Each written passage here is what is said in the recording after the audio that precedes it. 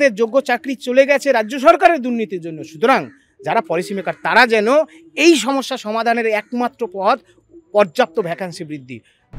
হলো গেল চাকরি চোরদের হয়ে গেল বেল, আর আমাদের দেশের প্রধান সংস্থা কেন্দ্রীয় তদন্তকারী সংস্থা সিবিআই তারা দেখাচ্ছে কি খেল। ম্যান টু ম্যান জিজ্ঞাসাবাদ করলো না, বাপু তুমি কাকে টাকা দিয়েছো, কেন বিচার হলো না, কেন আমাদের দেশের বিচার ব্যবস্থা এত শক্তিশালী, এত ক্ষমতা, কেন বিচার ব্যবস্থা আমাদেরকে ন্যায় দিল না, এগুলো আমাদের আক্ষেপ। এখন 7 বছর ধারাবাহিকতা সহ চাকরি পেয়েছি, পরীক্ষার মাধ্যমে সিলেকশন প্রসেসে বসে আমাদের নামে কোনো অভিযোগ নেই। উল্টে আমাদেরই দেশের অঙ্গরাজ্য উড়িষ্যা সরকার, তখন নবীন পট্টনায়ক মহাশয় মুখ্যমন্ত্রী ছিলেন, এক লহমায় 55,000 জনকে অস্থায়ী কর্মচারীদের স্থায়ীকরণ করলো।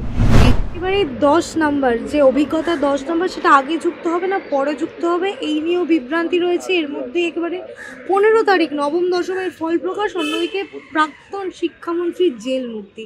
কিভাবে দেখছেন শিক্ষা ব্যবস্থাটা কোথায় লাগবে?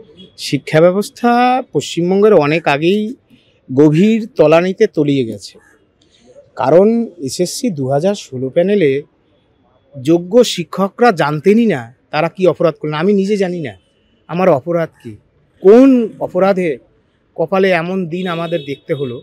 তাহলে এই চাকরি চুরি করলো রাজ্য সরকারের অনেক নেতা মন্ত্রী, এগুলো জানেন। চাকরি চোর পার্থচন্দ্র চট্টোপাধ্যায় তিনি জেল খেটে এসেছেন, জামিনে মুক্ত হয়েছে, জামিন পাওয়ার নিশ্চয়ই অধিকার আছে, কিন্তু তিনি 90,000 টাকার বন্ডে জামিনে মুক্ত হয়ে স্বাভাবিক জীবনে ফিরতে পারলো না। নিষ্কলঙ্ক শিক্ষক শিক্ষিকা শিক্ষাকর্মীরা তাদেরকে আবার একটা পরীক্ষায় বসিয়ে দিল জোর করে। আমরা বসলামও, কেন বসবো না? কারণ আমাদের তো সংসার আছে, মা আছে, বাবা আছে, সন্তান আছে, তাদের কি খেতে দেব? আমার বেতন কাটছে, রেশনের চাল খাচ্ছি, কোনো রকমে টিকে আছি। তাহলে এই যে আমাদের চাকরি ফেরানোর জন্য আবার যে পরীক্ষায় বসলাম, সেই পরীক্ষাতেও মামলা। আজকের মহামান্য কলকাতা হাইকোর্টে 10 marks experience, prior teaching experience কাদেরকে দেওয়া হবে, আদৌ বিফোর ভেরিফিকেশন, বিফোর ইন্টারভিউ দেওয়া হবে কি না, না একেবারেই দেওয়া হবে না, না আগে পরে দেওয়া হবে, এই নিয়ে আলোচনা হয়েছে। সেই মামলায় আমিও নিজে সুমন বিশ্বাস, আমি ক্যান 5 আমি আবেদন করেছিলাম, মামলায় আমিও অ্যাপিয়ার হয়েছিলাম। আমি আমার মতো বলার চেষ্টা করেছি যে যোগ্য শিক্ষকরা এসএসসি 2016 প্যানেলে যারা এই পরীক্ষায় অংশগ্রহণ করেছেন, কারা 10 নম্বর পাচ্ছেন তাদের তালিকা যেন প্রস্তুত করা হয়, এবং অবশ্যই যারা যোগ্য শিক্ষক ছিলেন তাদেরকে এই prior teaching experience before verification, before interview দিতে হবে। কারণ সুপ্রিম কোর্টের, মহামান্য সুপ্রিম কোর্টের 3 এপ্রিল 2025 যে রায় এবং রিভিউয়ের যে রায়, সেখানেও বলা আছে গ্রেটেস্ট এক্সটেন্ট পসিবিলিটি দিয়ে যেন autonomous body school service commission তারা যেন তাদের নিয়োগ দেয়। এবং আমরা কোর্টকেও বলার চেষ্টা করেছি বা আগামী দিনেও বলবো যে the court cannot interfere and cancel this such decision. Executive যে ডিসিশন বা পলিসি আছে সেটাকে কি কোর্ট কোন কোন ক্ষেত্রে হস্তক্ষেপ করতে পারে? কারণ এই নোটিফিকেশানে কোনো চ্যালেঞ্জ হয়নি। আমি একমাত্র চ্যালেঞ্জ করেছিলাম সুপ্রিম কোর্টে এই নোটিশ বাতিলের জন্য, সেটা ডিসমিস অ্যাজ পরবর্তীকালে উইথড্রন হয়ে যায়। সুতরাং পরীক্ষা হয়ে যাবার এতদিন পরে আবার যখন মামলা হয়, যখন আমরা বিদ্যালয়ে থাকতে পারি না, ছুটে আসি, আবার কি হয়, কারণ এসএসসি 2016 প্যানেলে মামলা করিনি বলে এই করুণ দিন আমাদের দেখতে হয়েছে। তখন যদি আমরা আসতাম আজকে হয়তো এই দিন আমাদের দেখতে হতো না। সেজন্য সেই সিঁদুরে মেঘ দেখে আমরা আবার ছুটে আসছি যাতে আমাদের সেই দিন দেখতে না হয়। যাই হোক, আমরা সব মিলিয়ে খুবই আশঙ্কা আছি, উৎকণ্ঠায় আছি। আমরা স্কুল সার্ভিস কমিশন এবং রাজ্য সরকার, যারা পলিসি মেকার, যারা এক্সিকিউটিভ বডি, তাদের প্রতি আমাদের আশা, আমরা প্রতারিত কলঙ্কিত মুক্ত শিক্ষক, আমাদের যোগ্য চাকরি চলে গেছে রাজ্য সরকারের দুর্নীতির জন্য। সুতরাং যারা পলিসি মেকার তারা যেন এই সমস্যা সমাধানের একমাত্র পথ পর্যাপ্ত ভ্যাকান্সি বৃদ্ধি। 16 সালের প্যানেল উড়ে গেছে, 12 সাল থেকে 25 সাল, 14 বছরে অন্তত 84,000 শূন্যপদ হয়, 35,000 শূন্যপদের অ্যানাউন্সমেন্ট আছে। মাননীয় বিচারপতি সৌমেন সেন মহাশয়ের বেঞ্চে যখন এই মামলার শুনানি হচ্ছিল, রাজ্যের পক্ষে অ্যাডভোকেট জেনারেল তিনি সওয়াল করেছেন যে before verification, before interview up to date vacancy করা হবে। সুতরাং আরও অন্তত 35,000 শূন্য পদ যাতে সংযুক্ত করে নতুন চাকরি প্রার্থী আমার ভাই ও বোনেরা এবং সেই সময় এসএসসি 2016 প্যানেলে যারা যোগ্য ওয়েটিং ছিল, যাদেরকে মূলত প্রতারিত করা হয়েছিল, যাদেরকে বুকে পাথর চাপা দিয়ে টাকার বিনিময়ে, ঘুষের বিনিময়ে, পিছনের দরজা দিয়ে এই যে 1806 জন আপাতত যে তালিকা প্রকাশ পেয়েছে বা 3512 জন যাদেরকে চাকরি দেওয়া হয়েছিল তারা পেত, তাদের যেন দ্বার উন্মোচিত হয়, ব্যাপক সংখ্যায় যাতে শিক্ষক নিয়োগ করা যায়, বিদ্যালয়গুলো শিক্ষক শূন্য থেকে মুক্তি পায়, বিদ্যালয়গুলো যেন শিক্ষক পায় এবং ছাত্র শিক্ষক রেশিও মেনটেন করে, তাতে পশ্চিমবঙ্গেরই মুখ উজ্জ্বল হবে, তাতে পশ্চিমবঙ্গের শিক্ষা ব্যবস্থা বাঁচবে। এটুকুই আমার রাজ্য সরকারের প্রতি এবং স্কুল সার্ভিস কমিশনের প্রতি আবেদন। কিন্তু দাদা আমরা দেখতে পাচ্ছি নিয়োগ দুর্নীতি শুধুমাত্র সেই একজনই কিন্তু জেলে ছিলেন, তারও জেল মুক্ত হয়ে গেল। তাহলে বিভিন্ন ক্ষেত্রে এই যে প্রসঙ্গ হচ্ছে অভিজিৎ গাঙ্গুলি কেন বলছেন, অভিজিৎ গাঙ্গুলির কথাও তো কোথাও কি ভুল নয়? না না, আমি তো আগেই বলেছি, দেখুন তিনি অনেক বড় মানুষ, প্রাক্তন বিচারপতি এবং আইনজ্ঞ, তিনি তার বক্তব্য রেখেছেন। আমি একটা ছন্দ বলছিলাম, আপনি যদি বলেন আমি ছন্দটা বলতে পারি। হ্যাঁ, আমি বারবার বলি, এই যখন আমাদের প্রাক্তন শিক্ষামন্ত্রী যখন বেল হয়ে গেল, যে আমি একটা ছোট্ট একটা কবিতা লিখলাম যে যে চাকরি চোরেদের চারিদিকে দেখছি, চাকরি চোরেদের হয়ে যাচ্ছে বেল, চাকরি চোরেদের 90,000 টাকায় বেল হয়ে যাচ্ছে, আর দেখছি যে কলঙ্ক মুক্ত যারা কোনো অপরাধ করেনি, কিচ্ছু করেনি তাদের, না না একটু ভুল হয়ে গেল, চাকরি চোরেদের হয়ে গেল বেল, আর আমাদের দেশের প্রধান সংস্থা, কেন্দ্রীয় তদন্তকারী সংস্থা সিবিআই, তারা দেখাচ্ছে কি খেল, এর যে বিনিময়ে প্রোডাক্টিভ ফল এসএসসি 2016 প্যানেলে যারা কিচ্ছু জানে না, কেন চাকরি চলে গেল, কে চাকরি বিক্রি করলো, কি শাস্তি হলো, তাদের জীবন হলো হেল। আর আমরা যদি দুই এক কথা মুখ ফসকে বলে ফেলি এই বিচার ব্যবস্থার প্রতি, কারণ আমরা তো ন্যায় পেলাম না, তাহলে আমাদের নিশ্চিত জেনে রাখবেন হয়ে যাবে কিন্তু জেল।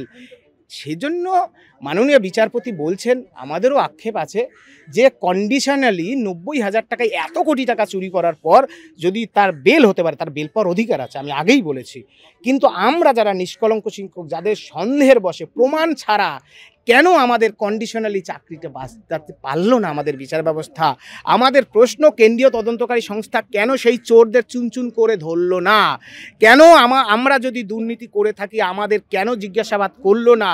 যারা 1806 জন তাদেরকে কেন ম্যান টু ম্যান জিজ্ঞাসাবাদ করলো না, বাপু তুমি কাকে টাকা দিয়েছো? কেন বিচার হলো না? কেন আমাদের দেশের বিচার ব্যবস্থা এত শক্তিশালী, এত ক্ষমতা, কেন বিচার ব্যবস্থা আমাদেরকে ন্যায় দিল না? এগুলো আমাদের আক্ষেপ। কিন্তু বিচার ব্যবস্থার প্রতি আমার অটুট সম্মান, অগাধ বিশ্বাস আছে বলে আজও আমরা কোটে কোটে দৌড়াচ্ছি। আমাদের প্রার্থনা যে এসএসসি 2016 প্যানেলের এই যে যোগ্যদের চাকরি চলে গেল, ধরুন আমাদের জীবন শেষ হয়ে গেল, কিন্তু একটা কলঙ্কের ইতিহাস ভারতবর্ষে, পশ্চিমবঙ্গে রচিত হবে। যে যোগ্য শিক্ষক 7 বছর ধারাবাহিকতা সহ চাকরি করলো, সেখানে তাদের চাকরি কারা হলো তারা কিছু জানে না, কোর্টও প্রমাণ করতে পারলো না। উল্টে আমাদেরই দেশের অঙ্গরাজ্য উড়িষ্যা সরকার, যারা 55,000 অস্থায়ী কর্মচারীদের এক লহমায়, আমরা তো অস্থায়ী ছিলাম না, সরকারি স্থায়ী, সরকারকে ট্যাক্স দিই, পেনশন হয়, এমন 7 বছর ধারাবাহিকতা সহ চাকরি পেয়েছি পরীক্ষার মাধ্যমে, সিলেকশন প্রসেসে বসে, আমাদের নামে কোনো অভিযোগ নেই। উল্টে আমাদেরই দেশের অঙ্গরাজ্য উড়িষ্যা সরকার, তখন নবীন পট্টনায়ক মহাশয় মুখ্যমন্ত্রী ছিলেন, এক লহমায় 55,000 জনকে অস্থায়ী কর্মচারীদের স্থায়ীকরণ করলো। এটাই আমাদের ভাগ্যের পরিহাস, এটাই ছিল আমাদের কপালে লেখা। সেই দুঃখের স্মৃতি নিয়ে প্রতিদিনই আমরা ঘুরে বেড়াচ্ছি। 14 নম্বর যে আইটেম ছিল, সেই আইটেমে অমৃতা সিনহার পক্ষ থেকে বলা হচ্ছিল যে নবম দশমে এক্সপিরিয়েন্স নাম্বার এবং একাদশ দশমে এক্সপিরিয়েন্স নাম্বার নাকি একই হবে না। দেখুন, ওটা আমি শুনেছি, আমি এজলাসে উপস্থিত ছিলাম, ওটা কিছু হবে না। কারণ আমি আগেই বলেছি, the court cannot change, the court cannot interfere and change such executive decision or policy. কোন কোন ক্ষেত্রে কোর্ট ইন্টারফেয়ার করতে পারে, এই ধরনের এক্সিকিউটিভ অটোনমাস বডি, তারা যে পলিসি মেকার, সেটাও উল্লেখ আছে সংবিধানের ধারায়। সুতরাং আমার দৃঢ় বিশ্বাস ওই মামলা ধোপে টিকবে না। যিনি করেছেন তার নিশ্চয়ই করার অধিকার আছে। চাকরিহারাদের উদ্দেশ্যে বলবো, আপনারা কোনো রকম কোনোভাবেই আতঙ্কিত হবেন না, আশঙ্কিত হবেন না, কারণ আমি eligible. This examination, I have some experience 5 years, 10 years, 7 years, 2 years, 3 years for teaching profession, continuous profession. So I am eligible for prior teaching experience. এটা আইনে আছে। সুতরাং আমরা স্কুল সার্ভিস কমিশনেরও এই বিষয়ে মাননীয় চেয়ারম্যানকে আমি নিশ্চয়ই চিঠি করব, এই বিষয়ে তাদের সঙ্গে আমরা আলোচনা করব। দেখা যাক, সাবজুডিস বিষয় আছে, সব বিষয়ে মন্তব্য করা ঠিক হবে না। দাদা একেবারেই শেষ প্রশ্ন, বিভিন্ন জায়গায় ফল প্রকাশ নিয়ে মামলা হচ্ছে থেকে শুরু করে একাধিক মামলা হচ্ছে এসএসসি পরীক্ষা হওয়ার পরও আবারও যদি দুর্নীতি হয় আবারও কি সুমন বিশ্বাস রাস্তায় নামবে? দেখুন, আমি আগেও বলছি, আজও বলছি, আমার সমস্যা হচ্ছে আমার মন আর মুখ একই। যদি বলেন ঠাট্টা করবেন, হয়তো কাচের গ্লাসে জল রাখলে যেমন এপার ওপার দেখা যায়, আমি নিজেকে সেরকম মনে করি।